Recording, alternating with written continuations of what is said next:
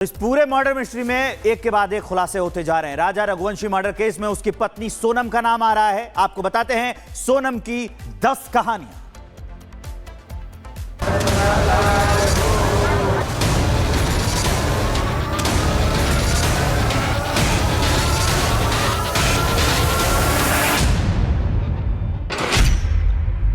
सोनम निकली हत्यारिन। शिलांग में honeymoon travel के लिए गए राजा और सोनम की मिस्ट्री से पर्दा हट गया है। साथ ही राजा रघुवंशी के मर्डर का केस भी करीब करीब सुलझ गया है। सोनम रघुवंशी 17 दिन तक लापता रहने के बाद गाजीपुर के एक ढाबे से बरामद हुई।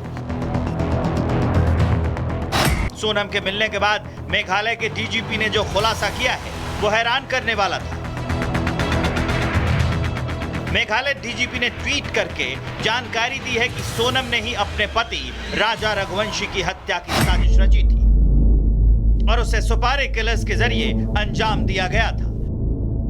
तो तत्काल उस सूचना का संज्ञान लेते हुए एसओ नंदगंज फोर्स के साथ वहां मौके पर पहुंचे और वहां पर सोनम नाम की एक महिला वहां पे मिली, जिसको फौरन वहां से रिकवर करके डिस्ट्रिक्ट हॉस्पिटल ले जाया गया। वहाँ पर प्रारंभिक उपचार कराया गया और फिर उपचार के बाद उनको वन स्टॉप सेंटर में ले जाया गया है। और मेघालय पुलिस और मध्य प्रदेश पुलिस के लगातार हम लोग संपर्क में हैं और जो सोनम है अग्रिम विधिक कार्रवाई उनके द्वारा इस प्रकरण में की जाएगी। सोनम को राजा की हत्या के केस में गिरफ्तार कर लिया गया है। आगे की पूछताछ के बाद अब खुलासा होगा कि आखिर सोनम ने राजा की हत्या क्यों और कैसे करवाई। राजा की हत्या के पीछे केवल सोनम की साजिश ही नहीं थी, बल्कि सोनम का प्रेमी राज कुशवाहा भी था। पुलिस ने राज कुशवाहा को भी गिरफ्तार कर लिया है। सोनम राज कुशवाहा से प्यार करती थी। राजा से शादी के बाद भी सोनम अपने प्यार को भूल नहीं पाई थी। शादी के बाद भी सोनम घंटों घंटों राज कुशवाहा से फोन पर बात करती रहती थी। अपने हनीमून पर सोनम राज कुशवाहा से फोन पर बात कर रही थी, जिससे राज कुशवाहा को राजा की एक एक डिटेल और लाइव लोकेशन मिलती रही। सोनम का कोई बॉयफ्रेंड है जिसे इंदौर क्राइम ब्रांच ने पकड़ा है? नहीं, ये हमको नॉलेज नहीं। ये उनकी माँ से पूछो जाके, उनकी माँ को मालूम होगा ना। बच्चा अपने सामने बड़ा होता है, अपन को मालूम रहता ना कि इसका कौन है कौन नहीं है, कौन घर में आता है, किससे बात करती है, ये सब माँ को मालूम रहता। बाप से ज्यादा तो माँ पहचानती ना बच्चे को, तो ये तो सब माँ को मालूम होगा ना। सोनम रात करीब 1 बजे गाजीपुर के एक ढाबे तक पहुंची थी। अब रात की तस्वीरें भी सामने आ चुकी हैं, जहां सोनम बेसुध दिख रही है। हत्या की साजिश के साथ साथ सोनम ने एक गहने वाली साजिश भी रची थी। सोनम ने अपने गुनाह को छिपाने के लिए गाजीपुर में ढाबे वाले से कहा कि उसके साथ लूट की घटना हुई। उसके गहने लुटेरों ने लूट लिए हैं और उसके पति की हत्या कर दी है। रात के 1 बज रहे थे, हम यहीं पे थे। उधर वो पीछे से आती हैं, फिर वहाँ पे कुछ लोग बैठे रहते हैं फैमिली मेम्बर, उनसे कुछ हेल्प मांगती है, मतलब मोबाइल तो नहीं देते हैं। फिर वो मेरे पास आती हैं, बोलती हैं कि भैया अपना मोबाइल दे दीजिए, कॉल करना है। तो हम वो हमसे फिर हम अपना मोबाइल उनको देते हैं। वो अपने फैमिली से किसी से बात करती, कुछ देर बात ही करती, फिर रोने लगती है। तो उनके भाई साहब बोलते हैं कि एक बार लोकल पुलिस थाने को आप इन्फॉर्म कर दीजिए। फिर कुछ देर बाद 2-2:30 बजे के आसपास उनको लेके चले जाते हैं। 2-2:30 बजे के बाद हनीमून पर फोन कॉल। पुलिस ने सोनम की कॉल डिटेल खंगाली तो सन्न रह गई। सोनम लगातार राज कुशवाहा के संपर्क में थी। सोनम ने शादी भले ही राजा से की थी, लेकिन उसके दिल में और दिमाग में अभी भी केवल और केवल राज कुशवाहा था। इसलिए हनीमून पर भी सोनम लगातार राज कुशवाहा से फोन पर बात कर रही थी। ढाबे वाले की एंट्री। खासी हिल्स में राजा की हत्या करवाने के बाद पुलिस को गुमराह करने के लिए सोनम ने अपनी साजिश में ढाबे की एंट्री करवा दी। सोनम जानबूझकर रात के 1 बजे ढाबे पहुंची, जिससे सीसीटीवी से बच सके। सोनम जानती थी कि रात के अंधेरे में अकेली औरत और बेसुध हालत पर कोई भी यकीन कर लेगा। ऊपर से गहने चोरी करने वाली थियरी बताकर सोनम ने नया टर्न मार दिया था।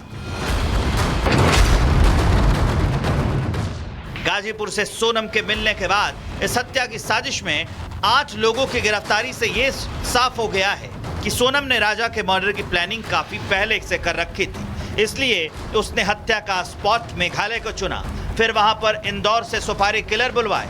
राजा और अपनी मिनट टू मिनट डिटेल राज कुशवाहा को देती रही और फिर उसका मर्डर करवा दिया। सोनम सरेंडर ना करती, लेकिन मीडिया में केस उछलने के बाद और मेघालय पुलिस के हत्थे साजिश में शामिल सोनम के साथियों के चढ़ने के बाद सोनम के पास शायद कोई रास्ता नहीं रह गया था। वैसे भी पुलिस लापता सोनम की तलाश कर रही थी। सोनम चाहती तो ढाबे की जगह सीधे पुलिस स्टेशन भी जा सकती थी, लेकिन सोनम ने पहले अपने घर इंदौर फोन किया और फिर पुलिस कोऑर्डिनेशन से सोनम को बरामद किया गया।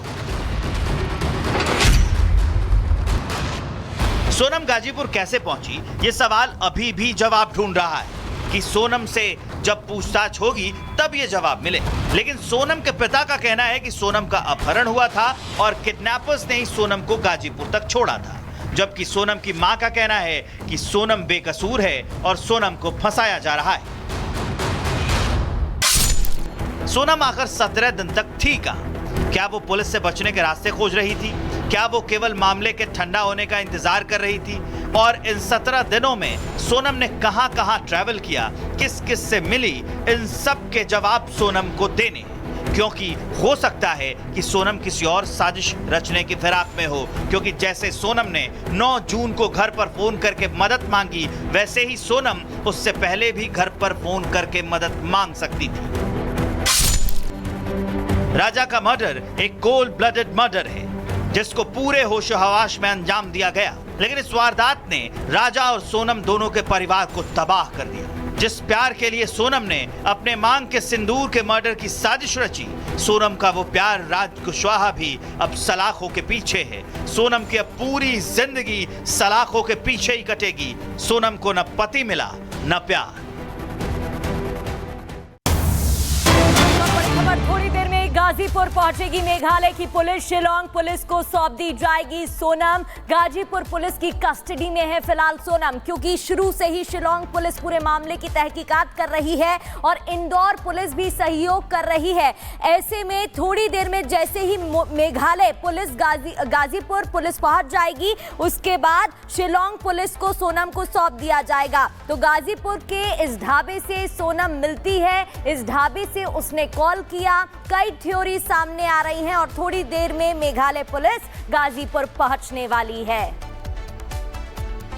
आज सुबह लगभग 2:30-3 बजे के बीच में इंदौर से सोनम रघुवंशी के भाई का फ़ोन ने वहाँ की पुलिस को बताया, तो वहाँ से गाजीपुर पुलिस को पता पड़ा कि नंदगंज थाने में एक ढाबा है जहाँ पर सुबह लगभग 2:30 बजे एक महिला पहुँची है, सोनम रघुवंशी। उसने वहाँ से ढाबा मालिक से फ़ोन लेकर अपने घर बात की। किसी कारण पुलिस को पता पड़ा कि वहाँ पर ये महिला मौजूद है। पुलिस तत्काल वहाँ गई और जाकर उस महिला से मिली। उसको थोड़ा सोनम रघुवंशी को थोड़ा बुखार था ऐसा उसने बताया, तो डॉक्टर को भी दिखाया और डॉक्टर को दिखाने के पश्चात उन्हें वन स्टॉप सेंटर पे ले गए जहाँ पर उन्हें रखा गया है और शिलोंग पुलिस को ये सूचना दे दी गई। वहाँ से टीम आ रही है। आने के पश्चात सोनम रघुवंशी को शिलोंग पुलिस के सुपुर्द कर दिया जाएगा। वहीं पर मुकदमा दर्ज हुआ है, वहीं के विवेचक इस पूरे घटना की विवेचना कर रहे हैं। तो ये हम आपको एडीजी का बयान सुनवा रहे थे। उन्होंने बताया कि कैसे फोन आया और फोन के बाद उन्हें सूचना मिली